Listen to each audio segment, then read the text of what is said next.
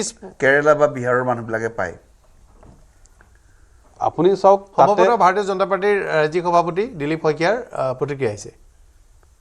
পণ্ডিচেৰীত চৰকাৰ গঠন কৰিব তামিলনাডু আৰু কেৰালাত ভাৰতীয় জনতা পাৰ্টিয়ে খুব ভাল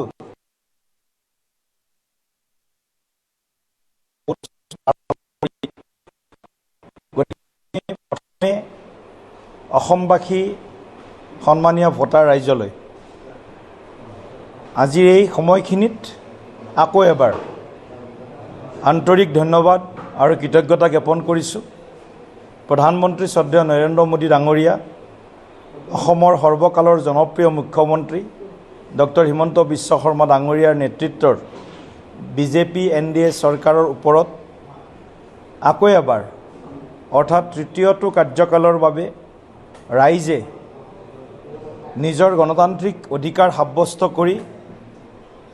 উন্নয়নৰ ধাৰাটোক অধিক শক্তিশালী কৰাৰ বাবে যি ধৰণৰ এটা আমি আজি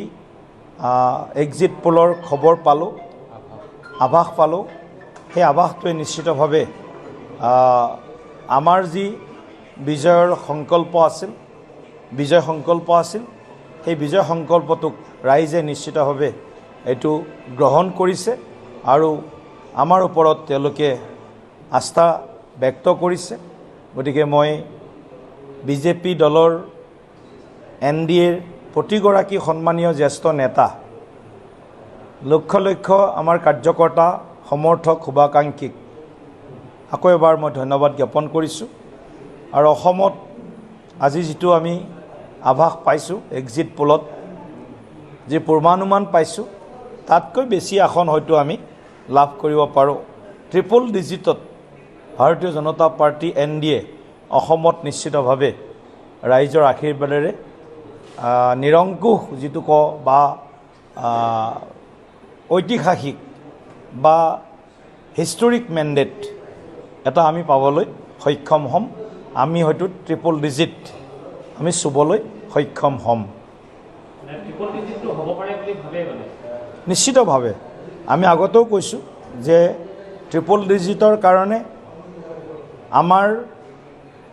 দলৰ যি সংগঠন চৰকাৰৰ জনকল্যাণমুখী প্ৰতিখন আঁচনিয়ে প্ৰতিটো সমষ্টিৰ সৰ্বস্তৰৰ জনগণক চুই গৈছে আই মাতৃ যুৱশক্তি কৃষকৰ পৰা আৰম্ভ কৰি দিব্যাংগজনলৈকে SC ST OBC মাইনৰিটি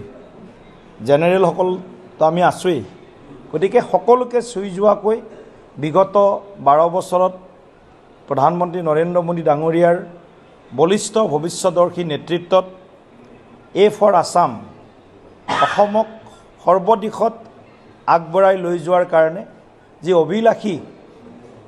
পৰিকল্পনা কেন্দ্ৰীয় চৰকাৰে কৰিছিল আৰু তাৰ লগত অসমত যোৱা 5টা বছৰত বিশেষভাৱে মই 16 চনৰ পৰাই ক'ম কিন্তু যোৱা 5টা বছৰত বিশেষভাৱে ডক্টৰ হিমন্ত বিশ্ব শৰ্মা ডাঙৰীয়াৰ